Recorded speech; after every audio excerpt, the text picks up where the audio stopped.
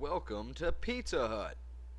As a member of the food service industry, Pizza Hut puts sanitation first, so it's important that you're familiar with the areas that you'll be cleaning. Let's get familiar with some of the supplies that you'll be using in the cleaning process. Degrease. For food safety purposes, the glass clean, degreaser, and sanitizing solution CL should be kept in the chemical storage area next to the front hand washing sink. A green scrubber, a broom, a dustpan, mop bucket. Let's get familiar with some of the areas that you're going to be responsible for. Drivers are responsible for ensuring that each walk-in is swept and mopped.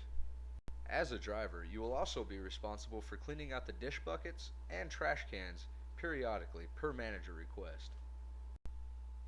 As a driver, you will be responsible for cleaning the sinks in the dish area, as well as cleaning the food traps for the dishwasher. Drivers are also responsible for ensuring that the floors around the prep table and the dish area are swept and mopped at the end of the night. It is the closing driver's responsibility to make sure that the mop bucket and mop have been properly cleaned at the end of the night after everyone has finished using them. To clean the dish buckets and trash cans, remove any of the contents and place the dish buckets or trash cans on their sides in the sink and use the sprayer connected to the sink to spray off the outside and inside of the trash can. If needed, use degreaser and a green scrubber to remove any excess salts or oil from the outside of the trash can. To clean the food traps, you'll first need to remove them. The first food trap can be found underneath the drain plug for the dishwasher. The second food trap can be found underneath the dish staging area for the dishwasher. Now that the food traps have been removed, place them into the sink and use the sprayer connected to the sink to remove any grime and excess debris on the food traps, and then replace them.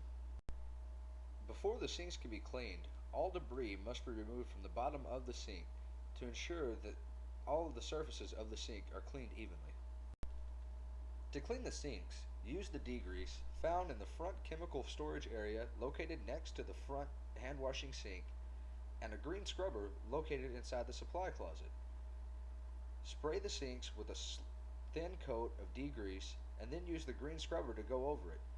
Use the sprayer connected to the sink to spray off any excess degrease that is located on the sink surface. To sweep the areas around the sinks and in the walk-ins, locate the broom and dustpan, both found in the office next to the manager's chair, and use the broom to sweep all debris into a pile and place that debris into the dustpan using the broom. Place all debris inside the dustpan in a trash can after finished. Be sure to sweep under all tables and equipment accessible in your area.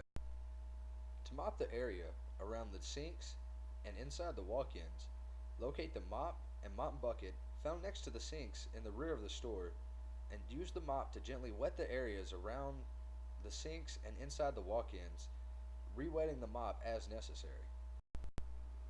To clean the mop, remove it from the mop bucket and use the wringer to remove any excess water that may be in the mop.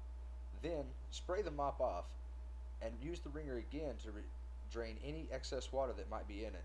Repeat this process until the water runs clear from the mop. To clean the mop bucket, remove the wringer from the back of the mop bucket and place it into the sink, spraying it off with the sprayer connected to the sink. Then, dump any excess water that is left in the mop bucket into one of the other sinks and spray out the inside and spray off the outside to ensure that the mop bucket is clean for the next day's use. This concludes the video portion of the training. Please see the trainer for further instructions.